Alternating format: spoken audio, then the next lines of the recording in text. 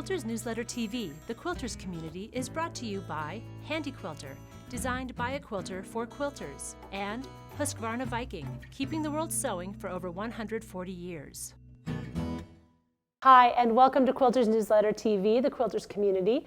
I'm Mary Kate Carpetras, and with me today is Carol Ann Waugh, fiber artist and now gallery owner. We're sitting here today in her gallery, the aBuzz Gallery here in Denver in the Rhino District, which we'll talk about a little bit more later. Welcome, Carol. Thank you. It's great to see you again. It's nice to see you too. You were one of our first guests when we started Quilters Newsletter community.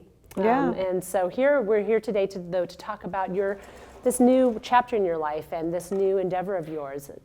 Tell us about what got you started in wanting to start a gallery. Wow. Well, it's kind of a big deal to start a gallery. Yeah. I found out and I didn't really know anything about it. So sometimes if you don't know what you're doing, it's always a good thing. Mm-hmm. But I had been exhibiting my work all around Denver at co-op galleries, and I didn't really find that was very good. What's a co-op for me. gallery? It's a gallery where there are like 20 different artists, and they all pay a fee, and then you get to show your work with another artist probably once a year. I just decided I wanted to show more of my work, and I also wanted to show other people's work. And so when this gallery space became available, I took it. And this area, this River North Rhino District in Denver, is known as being very artist friendly. Mm-hmm. It's not a sewing district per se. No, I think I'm probably the only fiber artist here. Although I heard another fiber artist moved into another space last month, so maybe we're just going to start getting more and more of us down here. Right, Who but knows? that was a specific goal of yours, right? Yes, my specific goal is to help fiber artists understand how to sell their work to the people that buy work here, and also to get them to show their work. And there aren't any galleries other than mine in Denver where fiber artists can show. So really, so no other galleries are really interested in, no, because there's still that divide. Yeah, there's still a big divide. People don't understand fiber art very well here. There used to be a gallery that did show fiber art, but then they went out of business. So. And when did you open aBuzz? May 2nd, I opened aBuzz. Of 2013? Yeah, this Okay. year. And we've had 5 different shows here. Not all of them are fiber. I had a sculptor and a painter and a glassmaker and fiber, because I want to make sure that fiber is looked at as fine art, not just fiber art. So how do you balance it between fiber and other media that you bring into the space? Do you have a formula? I do. It's about 50-50. Okay. Because I also show my own work here. Right. So I would say that 6 months of the year, it's all fiber. And then I bring in other people. How long do the shows run? They run for 3 weeks. They go from an opening reception to covering First Fridays, which we have down here, where all the studios and the galleries are open to the public. And then the show has a closing reception and an artist talk, and that's about it. And then do you close down for a week while you install a new Yeah, show? we have to deinstall and then install, so that always takes a week to do. Okay. And how do you find your artists to fill the space? I mean, how far in advance do you book people? How do you get the word out to keep the space filled? I know a lot of artists because I've been an artist now for 5 years, so I probably know 50 artists that live and work in this area. This is a great opportunity for them because not only do they get to show their own work, but I also give them a marketing plan and coach them through the whole process of what they need to do to get their work out and sold. And no one does that here in Denver, so there's a huge demand for my space. So I kind of limit it to 4 to 5 artists a year because that's about all the time I have to help them. So there's a real business plan behind it. Yes. It's not just, hey, come and show your artwork on my walls. Right. And I require a lot from my artists, and they have to commit that they're going to put up a website that's current. They have to do a portfolio of their work. They have to do a postcard, they have to market, and so a lot of artists don't know anything about marketing. They don't teach marketing in BFA school, and so my marketing background really helps me sell my work, and I want to share that with other artists. Let's talk about your work. So where do you work these days? It's here, I right? actually work here. Yeah. I have a really great studio because I work in a gallery. I have a back room that holds all of my supplies, but I try to keep things pretty clean in here, and so it keeps me organized because I have to kind of clean up every month. Right. So, yeah. Constantly on show. So Exactly. You gotta keep it looking good. And how many hours a week do you spend in the gallery total? Oh, wow. I'm here almost every day because I really love what I do, and my husband plays a lot of golf, so he does his thing. It's perfect. I get to work here, and he goes and plays. So. But not all of those hours the doors are locked for some of those hours, I presume. Rhino is not a place where people are walking around looking for art. It's really a very industrial area. We don't get walk-through traffic. We do get a lot of traffic on opening nights and a lot of traffic on First Fridays, but not really so much during the week. When people knock on the door, of course I open it, but they're usually lost looking for something like dry ice or something because we're in the dry ice factory. Right. This is a very light industrial area, which is where a lot of arts districts pop up. Right. So it's a lot of fun. But this area has a lot of support for artists. It does. I think the last time I heard, there are about 450 artists working out of this area. Yeah. Wow, it's really grown. It is huge. And we have at least 6 gallery studio buildings where the artists actually work and then show their work. So it's really a great area. That's fantastic.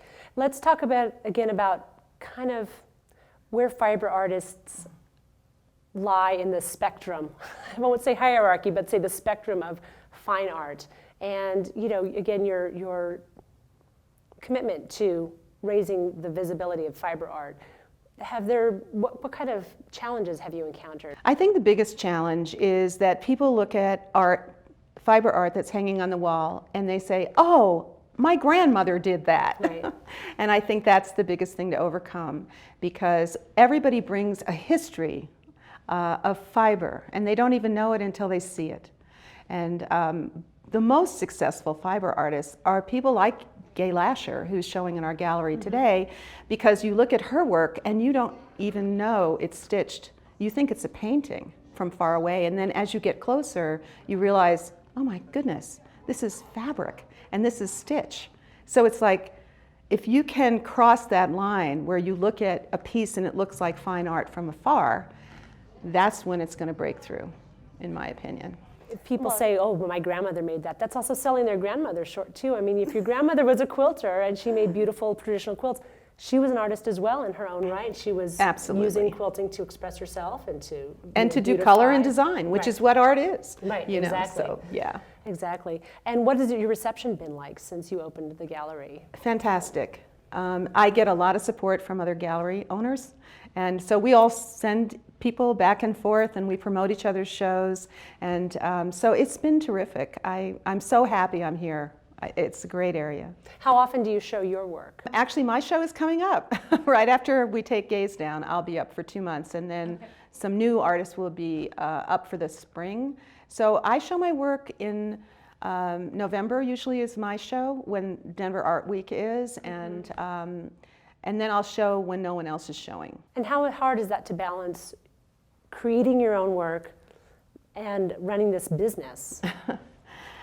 I am a multitasker, so I love doing both, and so it's not a big deal. It was a big deal the first few shows because I wasn't sure what I was doing, but now I've got it down to a science, so I can take down my studio and get ready for First Friday within a half an hour, and then set up again as soon as it's over. So, but being able to, as you said, you're working actually in this space. When you're working on your own stuff, you've got a table here that doubles as a craft table and as well as a bar for opening nights. Opening night, which is some of us don't even need the excuse of opening night to anyway. That's a whole other episode.